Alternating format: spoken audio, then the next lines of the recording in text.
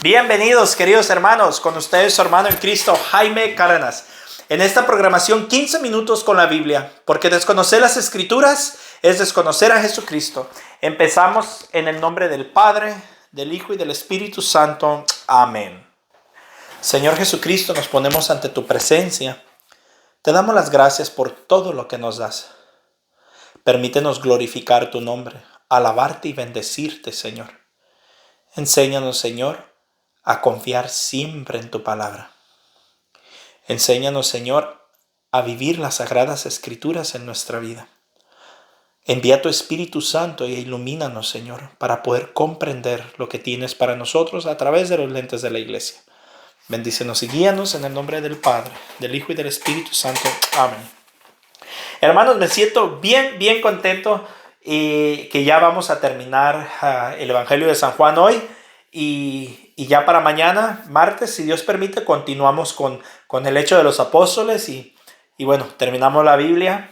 Primero Dios, yo pienso que en cuanto terminemos la Biblia, vamos a comenzar a leer el Catecismo Católico. Así que me siento bien bendecido, me siento bien contento y ese va a ser el próximo proyecto. El Catecismo de la Iglesia Católica, ya conocimos la palabra de Dios, primero Dios, le dimos toda una repasada a todo. Ahora vamos a conocer la doctrina de la iglesia, la interpretación de esta palabra de Dios que acabamos de leer o que vamos a terminar de leer. Primero leemos la palabra de Dios y luego la interpretación de la iglesia sobre la palabra de Dios. Y de esa manera vamos a tener un complemento muy amplio de la palabra de Dios y de la doctrina de la iglesia católica. Así que pasamos a San Juan capítulo 21. Después de esto, nuevamente se manifestó Jesús a sus discípulos en la orilla del lago de Tiberíades, y se manifestó como sigue. Estaban reunidos Simón Pedro, Tomás el mellizo, Natanael de Caná de Galilea, los hijos de Zebedeo y otros 2 discípulos. Simón Pedro les dijo: voy a pescar. Contestaron: vamos también nosotros contigo. Salieron pues y subieron a la barca, pero aquella noche no pescaron nada. Al amanecer, Jesús estaba al lado en la orilla, parado en la orilla. Pero los discípulos no sabían que era Él.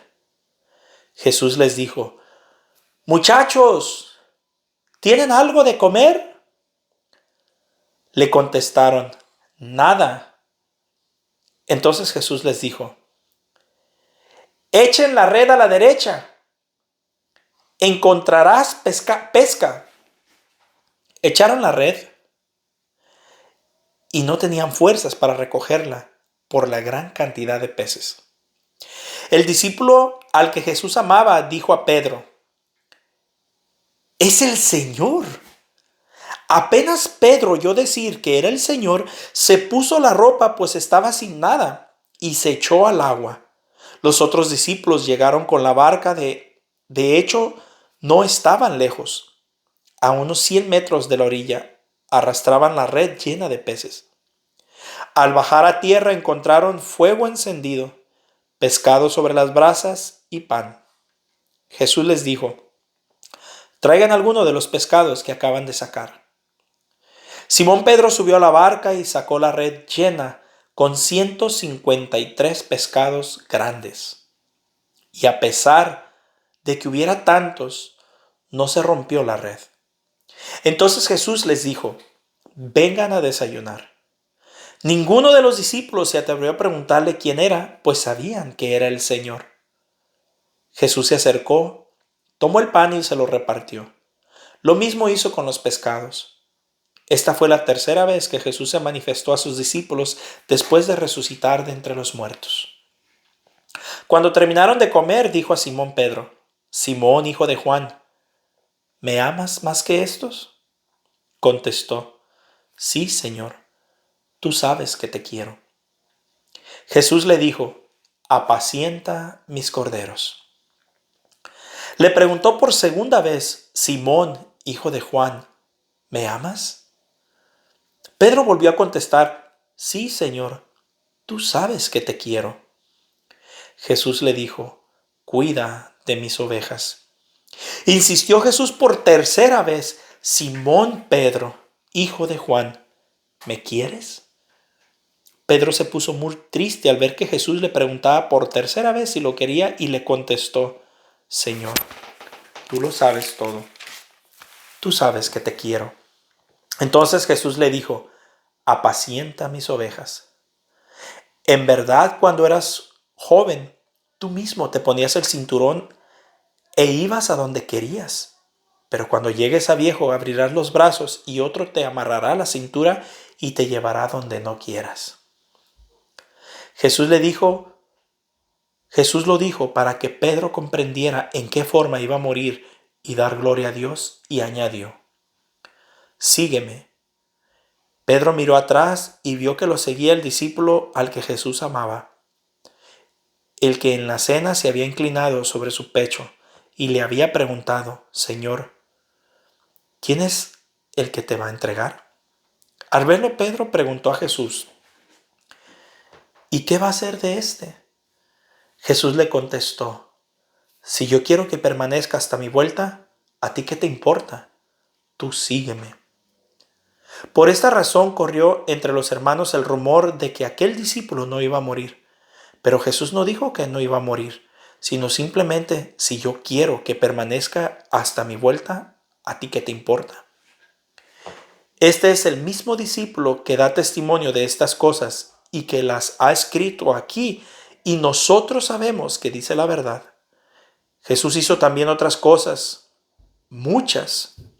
Si se escribieran una por una, creo que no habría lugar en el mundo para tantos libros. Palabra de Dios. Te alabamos, Señor. Mis hermanos, vamos a tocar varios puntos al terminar este libro de San Juan. Y el primero es el pasaje donde están pescando.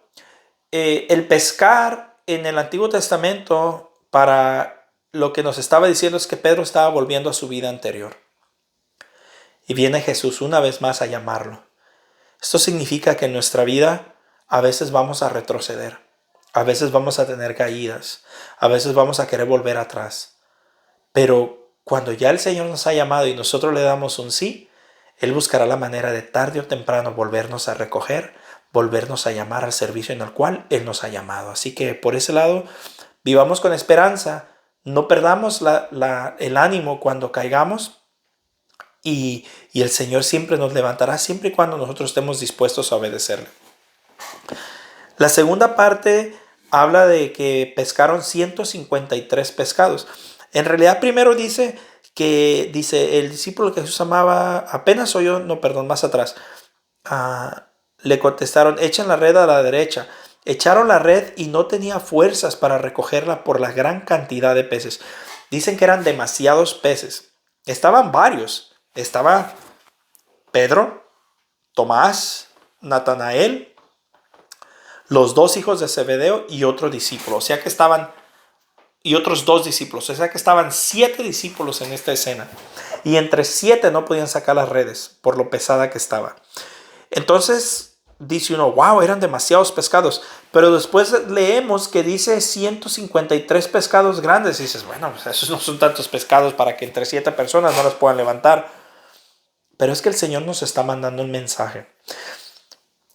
Yo lo escuché en alguna de las formaciones que recibí y se me grabó. No sé por qué, nunca lo olvidé. Sinceramente no tengo cómo validarlo, en el sentido de que no recuerdo dónde está esto o en qué parte de la teología lo aprendí. Bueno, de los pocos cursos que tomé. Pero me gustó la explicación. Ojalá pues no esté equivocado, pero lo que recuerdo que nos dijeron en esa clase era que dice 153 en particular, por la razón de que en ese tiempo solo se conocían 153 diferentes tipos de pescado. Entonces, a lo que esto se refiere es que ellos iban a pescar a todo el mundo, a todas las razas, a todos los seres humanos. Las 153 razas de peces que se conocían en ese tiempo representaban todas las razas humanas. Eso es la explicación que se me dio a mí de este pasaje, y la verdad que me gustó. Entonces se los quería pasar al costo, ¿no? La parte en la que me quiero concentrar es en el llamado de Pedro. Cuando Jesús le dice, Pedro, ¿me amas más que estos? Aquí hay tres cosas bien importantes que las voy a tomar de una por una. La primero Jesús le dice, me amas. La segunda vez le dice, me amas. Y la tercera vez cambia la palabra. La tercera vez le dice, quiero. Me quieres. Pedro, por otra parte, nunca cambió la palabra. Desde el comienzo dijo, quieres. Para nosotros en el español no nos dice mucho. Pero en el hebreo, en el griego, sobre todo el griego, sí dice demasiado. En el griego hay 4 tipos de amores.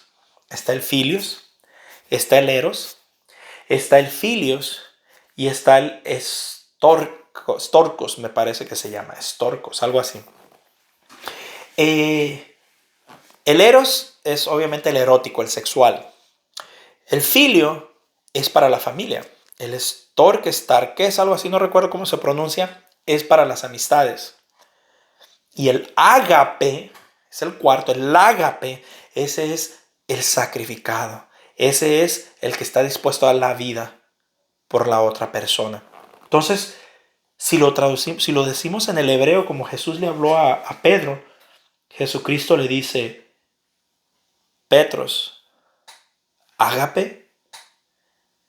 Y Pedro le contesta, Yeshua, filio. Jesús le vuelve a preguntar, Petros, ágape. Y Pedro le responde, Yeshua, filio. Por tercera vez Jesús dice, Petros, filio. Y Pedro dice, Yeshua, o Adonai, Adonai, filio. O sea, Jesús le dice, Pedro, ¿me amas al punto de morir por mí? Y Pedro contesta, Señor, solo te quiero, como un amigo. La tercera vez le dice, Jesús, ¿me quieres como amigo? Y Pedro le dice, sí, Señor, te quiero como amigo. Ese es el verdadero significado cuando les hace estas preguntas Pedro a Jesús. O sea, Jesús tiene que bajar su nivel de amor para encontrarse con Pedro. Y Pedro no miente, Pedro no es hipócrita, Pedro le es sincero a Jesucristo. Y así nosotros tenemos que ser sinceros con Dios, no tenemos que decir tantas palabrerías o decir lo que no sentimos. Y el Señor se encargará del resto. Pero que seamos sinceros a la hora de hablar con Dios. Sinceros. Entonces, ese es el primer punto. El segundo punto, yo no sé qué parte de esto nuestros hermanos separados no entienden, pero diario dicen, ¿dónde está el primado de Pedro? Aquí está. ¿Qué parte de apacienta mis corderos, cuida de mis ovejas y apacienta mis ovejas? No entienden. Claramente Jesucristo le está dando a entender que Él va a cuidar de las ovejas que Jesucristo va a dejar. Y ya anteriormente en Mateo 28:20 le dice, tú eres Pedro y sobre esta piedra edificaré mi iglesia. Después adelante le dice, a ti Pedro te daré las llaves del reino de los cielos. Ya expliqué lo que significa tener las llaves. Entonces, no entiendo dónde el hermano protestante no entiende la importancia que le da Pedro. Además, recuerdan que les estuve diciendo que cada que dijera Pedro primero se los iba a recalcar. Y ustedes vieron cuántas veces en la lista aparece Pedro. Estaban reunidos Simón, Pedro, y en todo lo que leamos siempre va a salir Pedro. Cuando se da la lista de todos los discípulos, siempre va a salir Pedro por delante. Siempre es Pedro. Pedro fue el primero que entró a la tumba. Pedro fue el primero que corrió cuando le dijo, es el Señor. Corre Pedro inmediatamente. Siempre sale Pedro por delante. No entiendo por qué el hermano no católico no entiende esto. Pero bueno, si ellos no quieren creer, es cosa de ellos. Nosotros los católicos sí creamos en la primacía de Pedro. Y el hermano no católico no le conviene creer en esto, porque en el momento que crea en esto, tiene que regresar a la iglesia. Porque si no, se estaría engañando a sí mismo. Por eso es que están cegados, no logran verlo, no logran entenderlo. Y el tercer punto que me gusta de aquí, que me lo enseñaron también en una formación que estaba tomando, es que como Pedro negó 3 veces a Jesús, entonces Pedro tiene que confirmar 3 veces a Jesús. Entonces estaba enmendando su pecado. Todos nosotros somos llamados a enmendar nuestros pecados, a corregir el daño que hicimos. Esta era la manera que Pedro la estaba corrigiendo. Pues bien, mis hermanos, creo que por ahora la primacía de Pedro queda clara. Igual la vamos a continuar en los Hechos de los Apóstoles. Vamos a seguir viendo cómo Pedro sigue hablando como el principal. Y lo último ahora sí lo último que quiero tocar es la última parte del versículo 25. Y la quiero tocar porque muchas veces, especialmente los católicos que estén escuchando a los hermanos no católicos, te van a llegar siempre, te van a decir, a ver, ¿dónde está en la Biblia esto? ¿Dónde está en la Biblia otro? Si no está en la Biblia, no lo creo. Vamos a ver si este pensamiento o esta doctrina de la Biblia está de acuerdo a los hermanos no católicos. San Juan capítulo 21, versículo 25. Jesús hizo también otras muchas cosas. Si se escribieran una por una, creo que no habría no habría lugar en el mundo para tantos libros. La Biblia ya claramente nos está hablando de que no está todo escrito en la Biblia.